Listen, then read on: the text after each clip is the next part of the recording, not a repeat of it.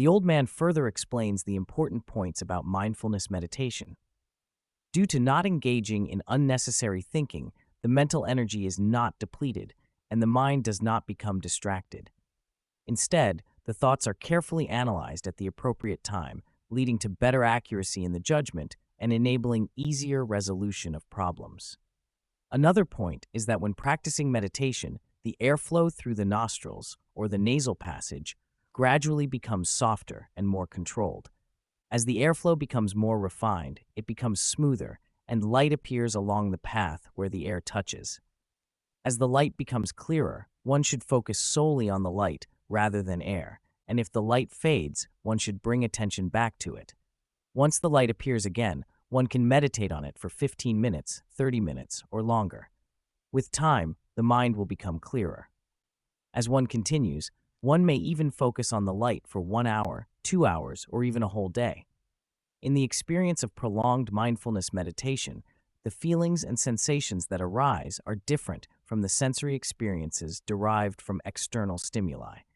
These sensations, which arise from purity of mind, are not tied to likes or dislikes, nor are they associated with discomfort, dissatisfaction, or aversion.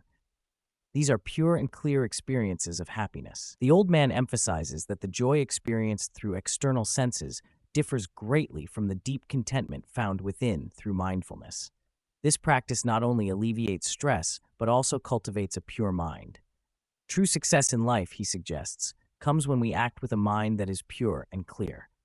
The old man explains the concept of observing 6 senses. He describes how the 6 external senses, such as sight, sound, smell, taste, touch, and mental impressions, arise due to various causes. When these external senses interact with the corresponding internal senses, such as the eyes, ears, nose, tongue, body, and mind, knowledge or awareness arises. For instance, when the eyes meet an object, sight arises. When the ears come into contact with sound, hearing arises. When the nose contacts a smell, smell awareness arises. When the tongue meets a taste, taste awareness arises. When the body encounters a sensation, tactile awareness arises. Similarly, when the mind meets thoughts and ideas, mental awareness arises.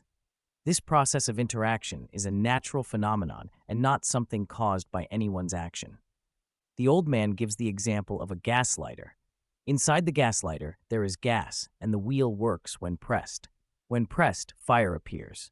However, in the gas lighter, there is no fire, nor is there fire in the wheel or in the hand that presses. The fire appears only due to the interaction of causes and conditions, which is a natural law. However, the gas inside the lighter has the potential to create fire. The old man gives another example involving a drum. When struck with a stick, a sound is produced. There is no sound stored inside the drum, in the stick, or in the hand holding the stick. The sound arises due to the interaction of causes and conditions, a natural law. The drum, however, has the potential to produce sound. Likewise, when the eyes meet an object, sight arises. This does not happen because the eyes or the object inherently contain the sight, but because the two causes come together to produce the result. The eyes have the potential to form images. When sight occurs, other supporting natural laws must also be in place. The eyes must be functioning properly, the object must be clearly visible, light must be present, and attention must be focused. Only when these conditions are met can sight occur.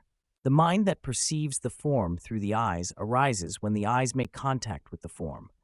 However, the consciousness will only occur when all the other natural supporting factors are present. The eyes must be in good condition. The form must be clearly visible. Light must be present. Attention must be focused. Only when these 4 factors are fulfilled can consciousness occur. The eyes must be functioning well, otherwise one cannot see. Similarly, when the ear comes into contact with sound, the consciousness of sound arises. But for this to occur, the ear must be in good condition, the sound must be audible, there must be air capable of transmitting sound, and attention must be focused. Only when these 4 factors are present will hearing occur. If the ear is impaired, one will not hear. When the nose comes into contact with a scent, the consciousness of smell arises, but for this to occur, the nose must be functioning properly, the scent must be present, the air must carry the scent, and attention must be focused. Only when these 4 factors are complete can one perceive the scent. If the nose is impaired, one may lose the ability to smell, as seen during the COVID period, when some people lost their sense of smell and thus could no longer perceive scents. Similarly, when the tongue comes into contact with taste, the consciousness of taste arises. But the tongue must be in good condition, the taste must be present, there must be moisture in the tongue to carry the taste, and attention must be focused. Only when these four factors are complete can one perceive the taste.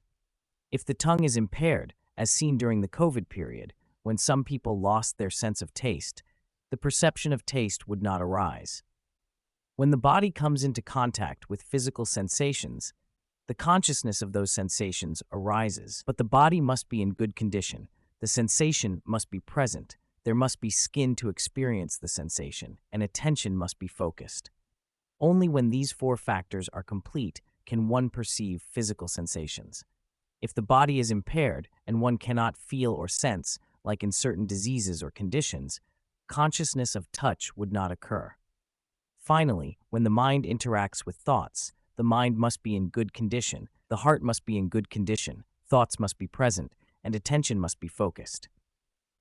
The mind of those who are mentally disturbed or in certain conditions may not function properly, and they may not be able to distinguish between what is real or unreal. Thus, when the mind is not functioning properly, one may lose the ability to perceive thoughts clearly. In summary, for consciousness to occur, each of the sensory faculties, eyes, ears, nose, tongue, body, and mind, must be in good condition, the relevant stimuli must be present, and attention must be focused on those stimuli. Only when all these conditions are met can perception arise. The process of interaction between the external senses, the internal senses, and the resulting mental awareness is a natural occurrence, not caused by individual actions.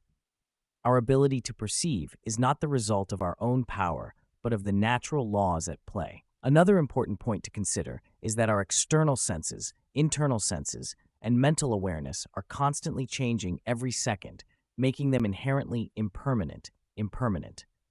These aspects do not arise through our own power or control, signifying their nature as non-self. Because they are neither permanent nor stable, they are marked by unsatisfactoriness. Each of these elements possesses its own natural characteristics, independent of our influence. In ordinary circumstances, when people encounter the external senses, the common response is to experience likes and dislikes. Likes arise toward pleasant sensations, while dislikes arise toward unpleasant ones. When there is like, there is also attachment and desire. When encountering unpleasant sensations, there is often irritation and frustration. Attachment, desire, liking, and disliking do not lead to a peaceful mind. However, by removing likes and dislikes towards external sensory objects and simply observing, seeing when seeing, hearing when hearing, smelling when smelling, tasting when tasting, touching when touching, and thinking when thinking, with mindfulness, the mind will become calm and clear. Ultimately, as one practices mindfulness more consistently, a higher level of peace and tranquility will be achieved. This practice can be applied anytime, anywhere, and in any posture, whether walking, sitting, standing, or lying down during moments of free time. The old man emphasizes the importance of mindfulness. In situations where negative mental states arise, such as attachment, hatred, or delusion, it is essential to cultivate mindfulness and understanding to eliminate these unwholesome mental states. By doing so, positive qualities such as kindness, compassion, and generosity can grow, contributing to the well-being of oneself and others. Lastly, he explains how the cultivation of mindfulness and ethical conduct leads to peace and harmony. By eliminating mental impurities and focusing on positive actions, individuals can experience inner peace, which in turn leads to peace in their families and communities, ultimately contributing to a peaceful world. Philip, having listened to the old man's explanation, expresses his gratitude for the valuable teachings and leaves the coffee shop, reflecting on how he can apply the principles of mindfulness and observing the six senses in his own life. He decides to practice mindfulness meditation and live a life of virtue, knowing that this path will lead to happiness and fulfillment.